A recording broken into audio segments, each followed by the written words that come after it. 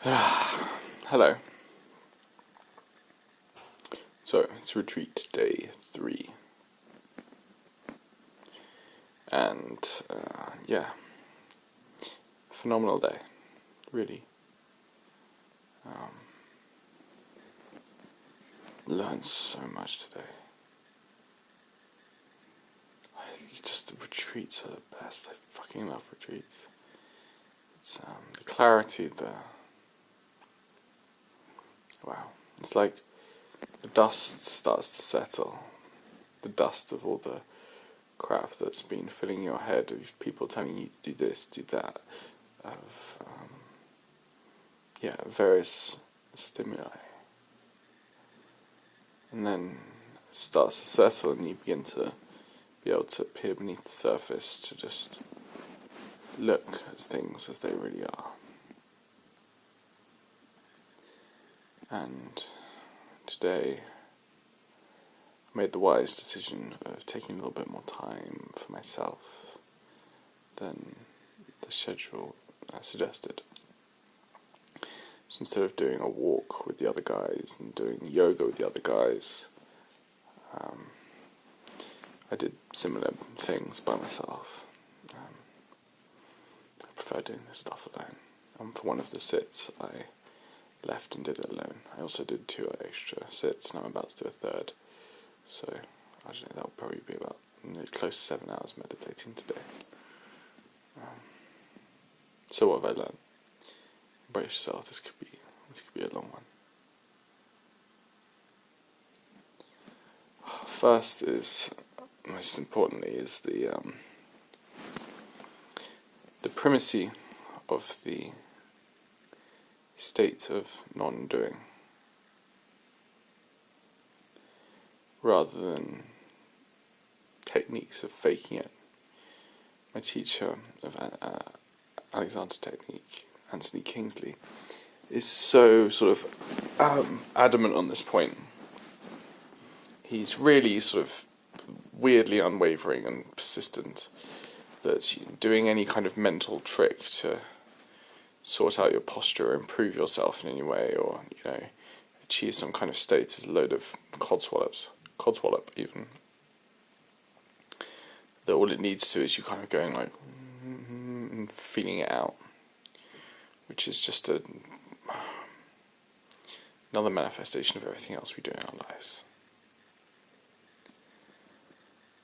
And this has always made sense to me. A child who's often viewed as the sort of archetype of perfect posture and poise and a state of open curiosity and beginner's mind and all those lovely things, right? These children aren't thinking, oh, I'm going to do this and that with my posture, I'm going to play some kind of trick to be in the state that I'm in.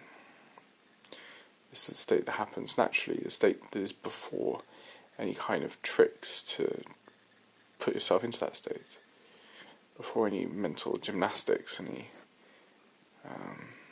focusing on this, focusing on your breath, expanding your awareness, blah blah blah blah blah. All this crap that can, in one moment or another, the first time you use it maybe help, but it becomes a crutch quickly, which loses its effect and which actually damages you. And the fact that I think I had come into contact with some pretty good Alexander teachers, I thought, who did get me to do these sort of little games of mental gymnastics, of expanding my awareness and whatnot. And I started using their tricks from time to time, and from time to time they would work a little bit, but And then this weekend I found myself doing that a little bit when I was doing my meditation. I was trying to sort of think myself up, straight. I found that this ended in nothing but frustration. I wasn't really getting anywhere. It seemed mechanical, and I knew that this was a load of rubbish as well. So I was doing it, but then catching myself and being like, "What the fuck are you doing, Ben?"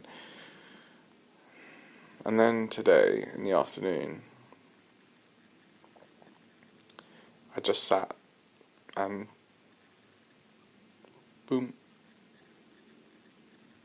It's like I was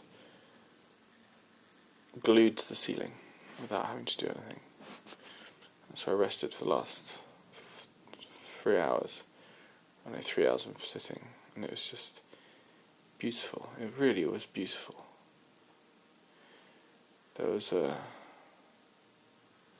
really didn't care whether I was sitting upright or arched back or slouched. There were flickers of moments where I was wondering a little bit or cared a little bit, and those returning to those kind of habits, but I was able to let them go very quickly.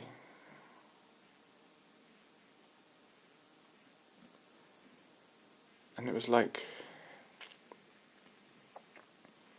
I could feel that my usual way of holding myself, I could feel that I was doing that to some extent. There was a bit of pinching in my shoulders or middle back, but I didn't try to change that. I just watched it for a while. And what was fascinating was that after a while, when I said I watched it, I mean I was watching everything. I wasn't particularly looking or focusing on these body parts, which is key. I wasn't sort of being overly self-conscious about them. What's fascinating is that just from spending time in this state of quiet, some things started to happen. There was some little twitches of, wait, I don't have to do that, and then I sort of let go, eased up, freed up, became a little more fluid, less stiff.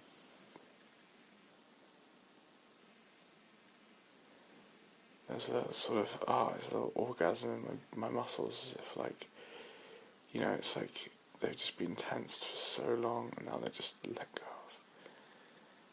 of. And what I make of this is that was a true letting go, That was I was in a space where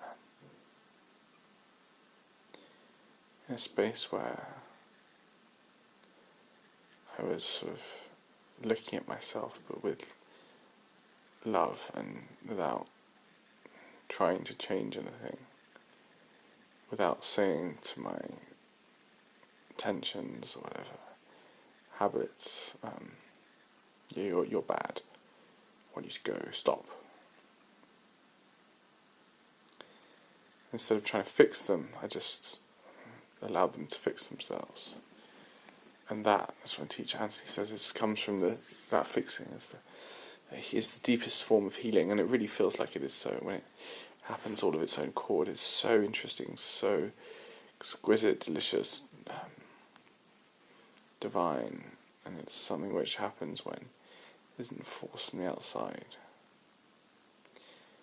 And I actually think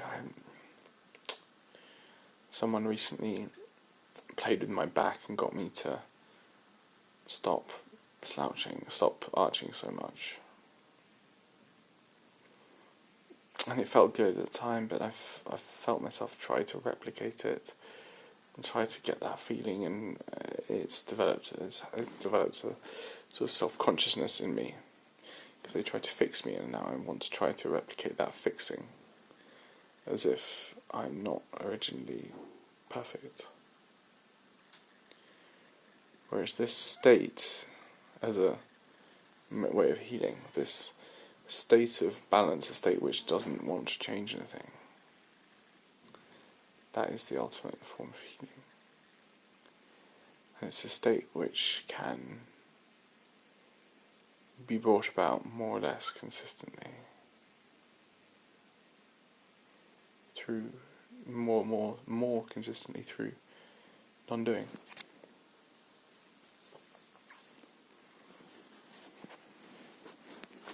And I realised that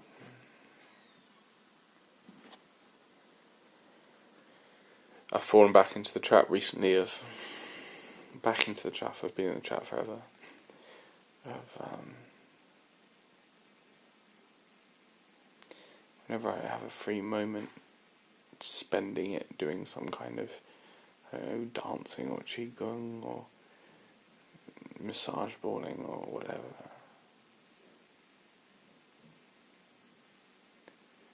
Rather than just enjoying the moment.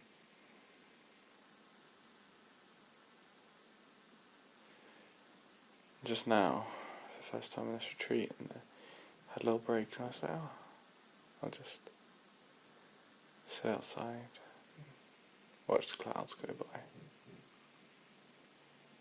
There was an extraordinary freedom in that moment.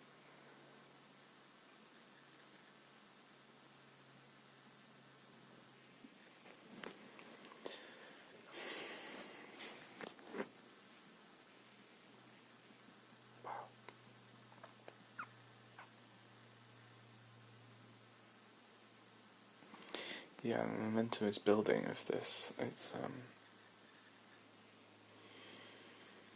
meditation is amazing. It really can teach that non-doing. And yeah, what else I learned about it is that it's like how that state teaches non-doing, or how it teaches, is that it is so beautiful. That state of effortlessness, that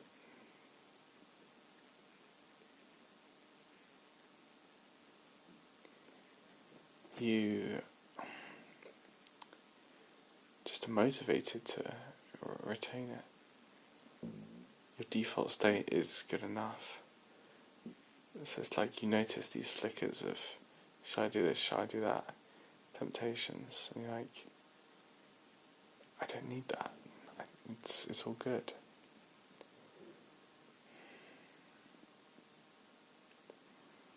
Yeah, and in those moments of when those thoughts come up, or those impulses, it's much easier to not go down that train of thought, because going down that train of thought seems a lot less appealing. I mean, if you're feeling shit, then following some kind of train of thought or impulse as an escape, as a protection to get out of it, of course, that's a very obvious thing to do.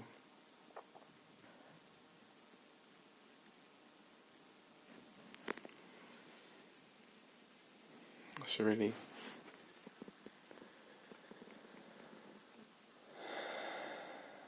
the state which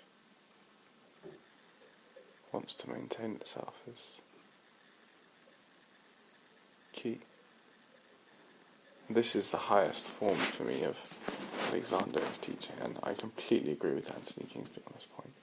I see the sincerity of his belief in this,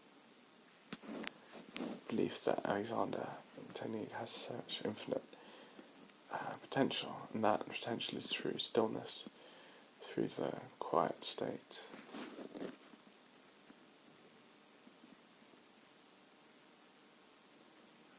So what Alexander really teaches is stillness. It's in that moment you try to go for something. It's shining a light on that and allowing space for you to not go down that route. Whereas meditation is practicing stillness alone.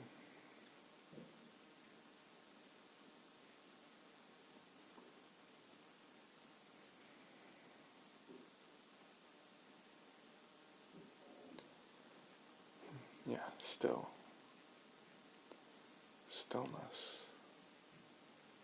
I think that's really the name of the game, really, isn't it?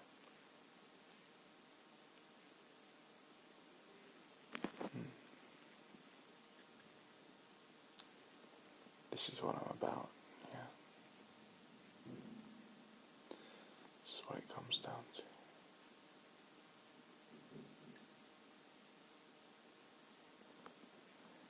And,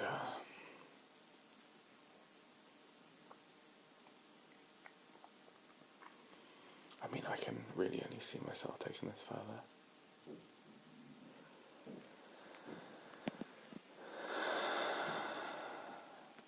How far? Let's see. But,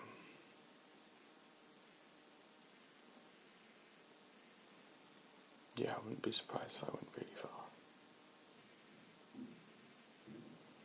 Really far.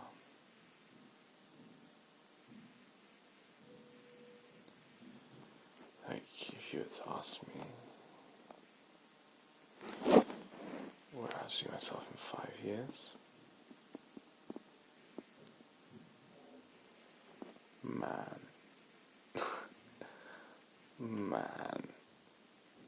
wow.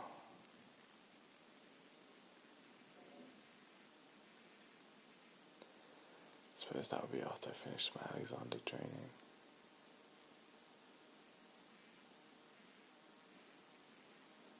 I think I'll probably spend some time on an extended solo retreat. Yeah.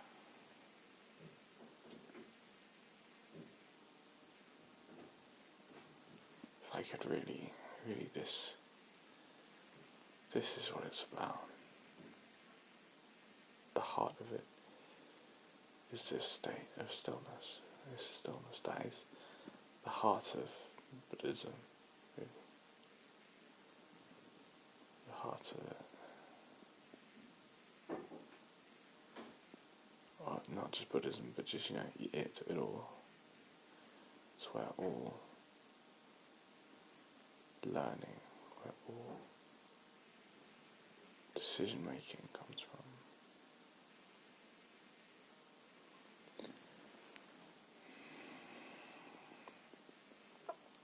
And you know me, find something good, I really milk it. Next question is how far can I take it? Can you kind of break the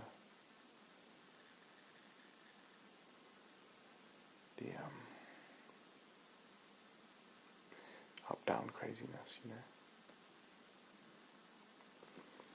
And gut feeling is that you actually,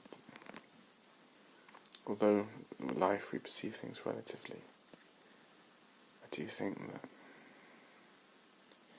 through lots of practice and through getting and being in that state for much longer, through deeper meditation, etc., seeing things more clearly,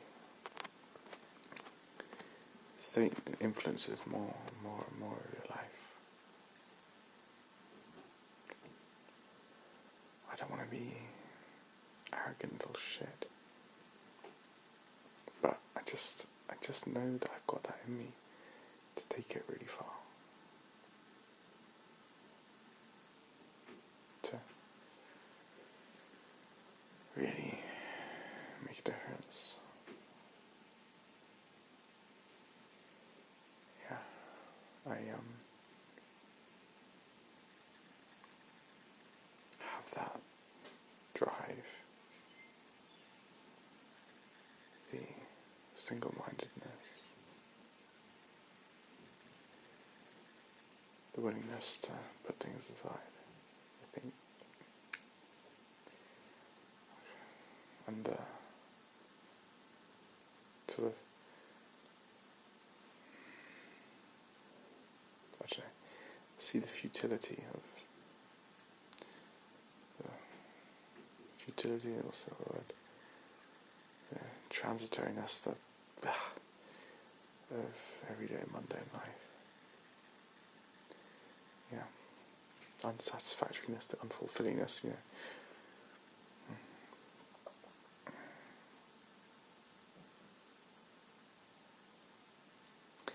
I look at people like Brad Warner, who leads this retreat, and he's a kind of Zen, big dog in Zen, really. And my other teachers, Mike Lutchford and Mike Cross, these guys took it really far. I've practiced a lot. Fuck, this is I'm getting arrogant here, but I look at them and I'm like, I'm gonna get further than you. Like, I know I will. I can go really far. I've got a lot in me.